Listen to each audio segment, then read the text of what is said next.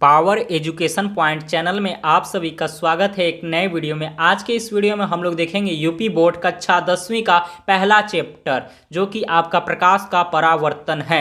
तो इस चैप्टर को हम लोग आज इस वीडियो में पूरा ही समाप्त कर देंगे, ठीक है, रिवीजन करने के लिए, क्योंकि एग्जाम में आपको इस चैप्टर से बहुत प्रश्न पूछे जाते हैं। ठीक है, पहला प्रश्न जैसे आपको दिया है, प्रकाश का परावर्तन क्या है? प्रकाश का परावर्तन क्या है? तो उत्तर में लिखेंगे, जब प्रकाश की किरण एक माध्यम से होकर किसी दूसरे माध्यम के तल से टकराता है तो वह पहले माध्यम में वापस लौट आता है। प्रकाश के इस क्रिया को प्रकाश का परावर्तन कहते हैं। ठीक है, प्रश्न 2 देखते हैं, प्रकाश के परावर्तन के नियम। ठीक है, उत्तर लिखेंगे, प्रकाश के परावर्तन का नियम, पहला नियम और दूसरा नियम। ठीक है, 2 नियम होते हैं, तो पहले ध्यान से देखेंगे। प्रथम नियम, आपतित किरण, परावर्तित किरण तथा आपतन बिंदु पर खींचा गया अभिलंब तीनों एक ही तल में होते हैं। ठीक है, द्वितीय नियम क्या है? द्वितीय नियम, आपतन कोण और परावर्तन कोण बराबर होते हैं। ठीक है, आपतन कोण को कोण I से और परावर्तन कोण को कोण R से प्रदर्शित करते हैं। ठीक है, पहला इसमें आपको अवतल दर्पण, ठीक है, अवतल दर्पण की परिभाषा आप लोग याद कर लीजिएगा। अवतल दर्पण, यदि प्रकाश का परावर्तक तल दबा हुआ है तो उस प्रकार के दर्पण को क्या कहेंगे? अवतल दर्पण। ठीक है, यदि प्रकाश का परावर्तक तल दबा हुआ हो, ठीक है, ये जैसे फिगर बना हुआ है देख रहे हैं ना, दबा हुआ है, तो इस प्रकार के दर्पण को क्या कहते हैं? अवतल दर्पण। ठीक है, तो यहाँ पे देख लीजिए, ये जो बीच वाली रेखा गई उसे मुख्य अक्ष कहते हैं और ये बिंदु बनी है उसको मुख्य पॉइंट कहते हैं। ठीक है, बिंदु कहते हैं, P उसे प्रदर्शित करते हैं और C आपको दिया गया है। ठीक है, R दिया है त्रिज्या इसका।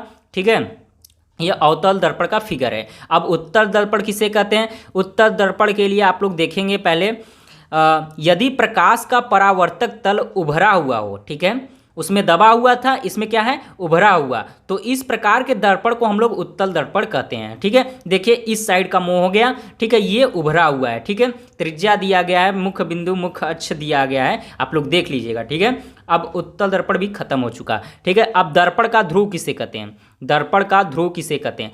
गोलीय दर्पण के परावर्तक तल के मध्य बिंदु को दर्पण का ध्रुव कहते हैं। किसको कहते हैं? गोलीय दर्पण के परावर्तक तल के मध्य बिंदु को दर्पण का ध्रुव कहते हैं। इसे P से प्रदर्शित करते हैं। ठीक है, तो दर्पण का आप लोग ध्रुव समझ गए।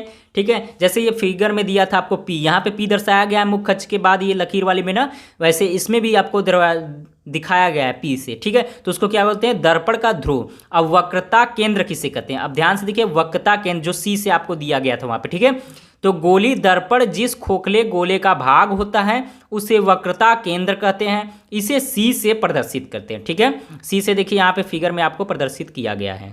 ठीक है, अब वक्रता त्रिज्या R से प्रदर्शित करते हैं, ये तो आपको अभी बताया फिगर में। ठीक है, वक्रता त्रिज्या दर्पण के ध्रुव तथा वक्रता के बीच, दर्पण के ध्रुव वक्रता के बीच की दूरी को वक्रता त्रिज्या कहते हैं। इसे R से प्रदर्शित करते हैं।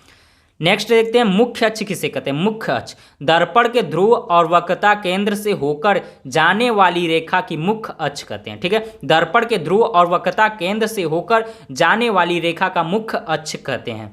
फोकस दूरी किसे कहते हैं? गोलीय दर्पण के ध्रुव तथा मुख्य फोकस के बीच, गोलीय दर्पण जो है के ध्रुव तथा मुख्य फोकस के बीच की दूरी को दर्पण को फोकस दूरी कहते हैं। इसे F से प्रदर्शित करते हैं। सूत्र आपको मैं बता देना चाहता हूं, वस्तु की दूरी U और प्रतिबिंब की दूरी R और तथा फोकस दूरी F में संबंध का सूत्र अगर पूछे तो 1/F is equal to 1/V plus 1/U, जहां पे F आपका फोकस दूरी और स्मॉल v आपका प्रतिबिंब दूरी और स्मॉल u आपका वस्तु की दूरी है। ठीक है, अगर आपको कभी सूत्र में आपको लर्न करना है, रेखीय आवर्धन कभी कभी प्रश्न में पूछ लेता, तो इसके लिए फार्मूला बना है small m is equal to capital I upon capital O। ठीक है, जहां m आपका आवर्धन है और I प्रतिबिंब की लंबाई है और O आपका वस्तु की लंबाई है।